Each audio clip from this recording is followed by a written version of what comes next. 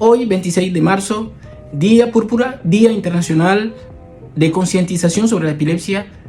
Quiero informar que aproximadamente 50 millones de personas viven con epilepsia y que hasta un 70% o más de esas personas con un tratamiento adecuado, con un seguimiento adecuado, puede tener una vida plena. Eso muchas veces depende de la implicación en el tratamiento, en la selección del medicamento. Es importante saber que las crisis epilépticas pueden ser desde manifestaciones muy sutiles, apenas perceptibles, hasta crisis generalizadas que son evidentes para cualquier persona.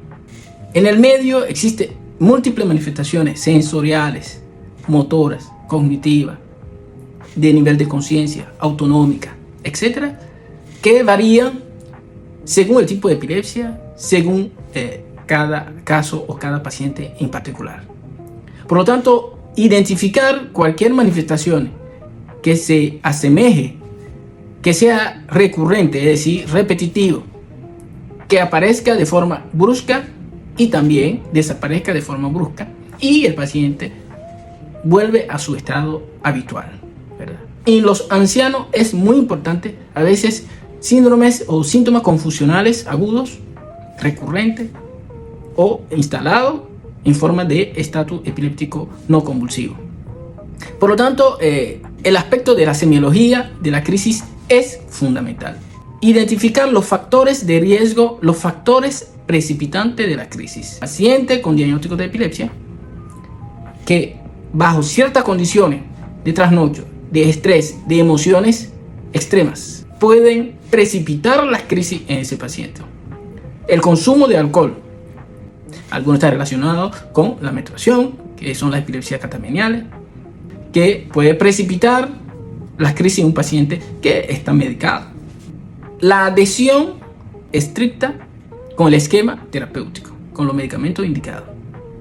Siempre priorizando la menor dosis efectiva para evitar efectos adversos, para evitar interacciones medicamentosas. Durante ya la crisis generalizada, que es fundamentalmente la que genera mayor peligro para el paciente, donde pierde la conciencia, puede sufrir caídas, etcétera, etcétera, es importante saber que no se debe introducir absolutamente ningún objeto dentro de la boca del paciente. Se puede colocar una almohada o una tela suave debajo de la cabeza para evitar golpes en la cabeza. No debe refrenar los movimientos, inmovilizarlo, porque eso puede generar mayores lesiones, sobre todo muscular, articular, etc. Colocarlo en una posición de lado, o sea, de cúbito lateral, para que así facilitar la salida de saliva, espuma por la boca, vómito, etc. y evitar la broncoaspiración. Porque monitorizar la crisis, ver la duración de la crisis. Si incluso es posible, hay que grabar, hacer un video casero que permite al médico tratante o cualquier médico que vaya a evaluar al paciente pueda identificar la semiología de la crisis. El paciente conocido con epilepsia debe llevar su diario de crisis, en el cual se anota cada crisis y la descripción, duración, fecha, hora que presentó el paciente. Ahí es fundamental el papel del testigo. Es también importante mencionar que existe una muerte súbita en el marco de una crisis epiléptica. Traumatismo cráneoencefálico, accidente de tránsito si el paciente maneja. Otro aspecto muy importante está relacionado con qué decisión tomar después de la crisis. Si la crisis